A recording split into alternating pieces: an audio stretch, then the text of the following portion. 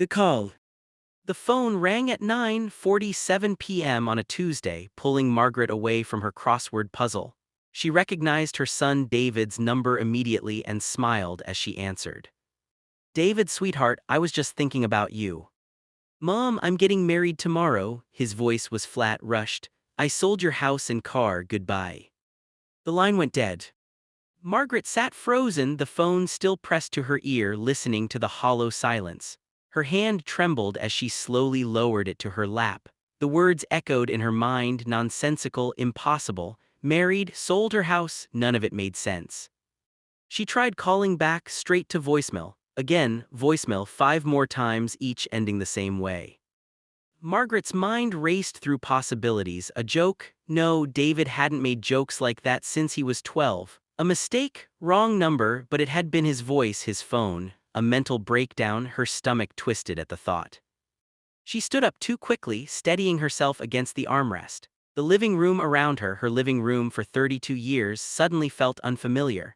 The cream-colored walls she'd painted herself, the bookshelf Philip had built before he passed, the window seat where she'd read to David when he was small. Could someone really sell it without her knowing?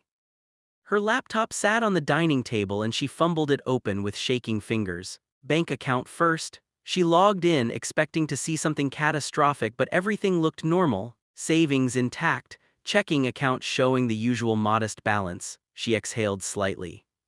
Property records next? She navigated to the county assessor's website, typed in her address. The page loaded agonizingly slowly. When it finally appeared, her name was still listed as the owner. Record date, 3 years ago when she'd refinished the deed after Philip died. Relief washed over her, followed immediately by deeper concern. If David was lying or confused about the house, what did that mean? What was happening to her son? She tried his number again, voicemail. Margaret made tea she didn't drink and watched it grow cold on the coffee table. She considered calling the police, but what would she say? Her 34-year-old son called and said something strange. They lived in different states now. He was in Colorado, she in Ohio. What could local police do anyway? At midnight, she called David's best friend Marcus. "Mrs. Chen, is everything okay?" Marcus sounded worried. Midnight calls were never good news. "Marcus, have you talked to David recently? Has he seemed different to you?" A pause. "I actually haven't heard from him in about 2 weeks, which is weird now that you mention it. We usually game online every Friday. Why, what's wrong?" She told him about the call. Marcus was quiet for a long moment. "That's really bizarre, Mrs. Chen. David's not seeing anyone that I know of, definitely not getting married, and he knows you own your house outright. We literally talked about it last month when my rent went up. He said he was glad you didn't have to worry about that." After they hung up, Margaret sat in the darkness. The house creaked its familiar nighttime sounds. She thought about David as a boy, how he'd had night terrors for years after Philip died. She'd held him through them, assured him she wasn't going anywhere, that they were safe. Was he safe now? Dawn came slowly. Margaret hadn't slept. At 6 a.m. Colorado time, she tried David again, voicemail. She tried his work number, the direct line to his desk at the engineering firm. It rang through to a general voicemail saying the office opened at 8. At 8:30 she called again. "Hendricks Engineering, this is Paula." "Yes, hello, I'm trying to reach David Chen. This is his mother." "Oh, Mrs. Chen, I'm so sorry, David's not in today. He took a personal day." Margaret's heart sank. "Do you know why? Is he ill?" Paula lowered her voice. "Between you and me, he's seemed really stressed lately. We've all been worried about him. There was this big project that fell through last month and he took it really hard. He's been working crazy hours since then." After extracting a promise that Paula would have David call her if he came in, Margaret hung up and made a decision. She booked a flight to Denver, leaving that afternoon. The 3-hour flight felt like 10. Margaret clutched her phone the entire time, checking it obsessively during the brief window when airplane Wi-Fi let her. No calls, no texts, nothing. She landed at 4 p.m. Mountain Time and went straight to a car rental. David's apartment was in Boulder, about 40 minutes away. She'd visited once, right after he'd moved in 2 years ago. The apartment complex looked the same, modern, expensive, the kind of place successful young professionals lived. Margaret found visitor parking and sat for a moment, gathering her courage. What if he refused to see her? What if something was seriously wrong? She climbed to the third floor and knocked on apartment 3C. Nothing. She knocked again harder. David, it's Mom, please open the door. Silence, but then a sound, movement inside, footsteps approaching. The door opened 6 inches, chain still attached. David looked out and Margaret's breath caught. His face was pale, unshaven, his eyes red-rimmed and hollow. Mom, what are you doing here?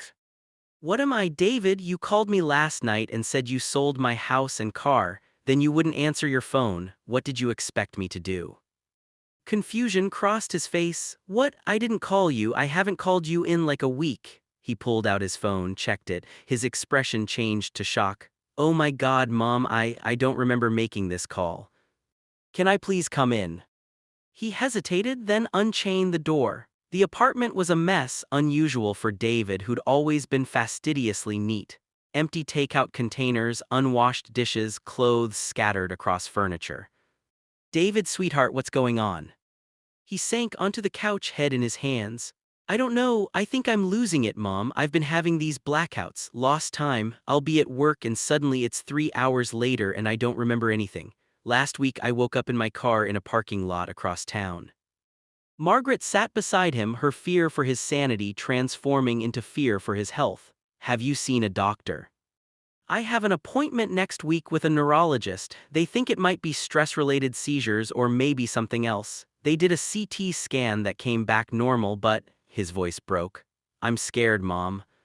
She pulled him close the way she had when he was small. We'll figure this out, you're not alone. The neurologist appointment got moved up to the next day, Margaret insisted, and David's symptoms warranted urgency. After a full day of tests, the doctor delivered unexpected news. A small brain lesion, benign but pressing on his temporal lobe, causing the blackouts and erratic behavior. It's very treatable, the doctor assured them. Surgery is low risk and most patients recover completely. 3 weeks later, after successful surgery, David sat in his mother's kitchen in Ohio, the house no one had sold. He was recovering well, staying with her during medical leave. I said I was getting married, he laughed weakly. I don't even have a girlfriend. And that you sold my house and car. He shook his head in wonder. The mind is a strange thing. I'm sorry I scared you.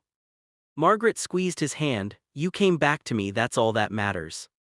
That night she called and booked movers for David's things. He'd stay in Ohio while he recovered in his childhood bedroom where she could keep watch, where they could both feel safe. The house she'd almost believed was sold had never felt more like home.